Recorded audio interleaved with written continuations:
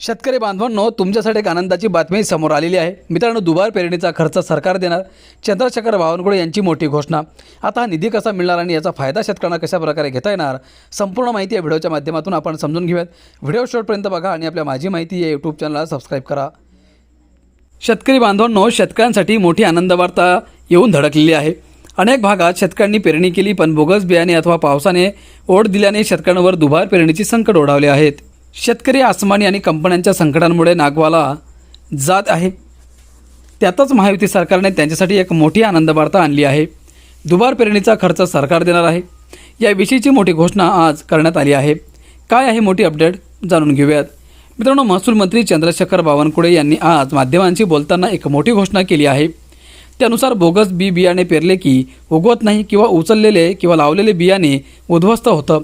शेतकऱ्यांवरील हे संकट पाहता इथून पुढे दुबार पेरणी करता लागणार ह्या निधी डीबीटी माध्यमातून देण्याचा निर्णय सरकारने घेतला। बियाणे आता सरकार उपलब्ध करून देणार आहेत। दुबार पेरणी संदर्भात DPDC मधून निधी दिला जाईल। याविषयीचा अहवाल जिल्हाधिकारी यांना पाठवतील, त्यानुसार निर्णय घेतला जाईल। बोगस बियाणे दिले आहे त्या कंपन्यांवर गुन्हे दाखल करून अटक करण्याचे आदेश दिले आहेत, असे त्यांना जाहीर केले आहे।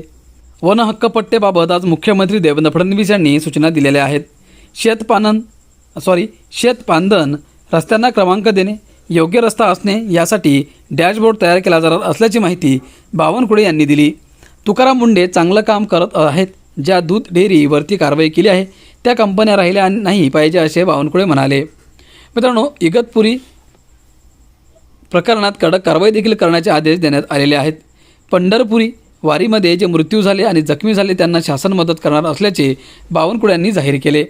इगतपुरी परिसरात मुंबईतील पर्यटक कुटुंबांवर गावगुंडांनी हल्ला केल्या प्रकरणात कडक कारवाईचे निर्देश देण्यात आल्याचे बावनकुळे म्हणाले।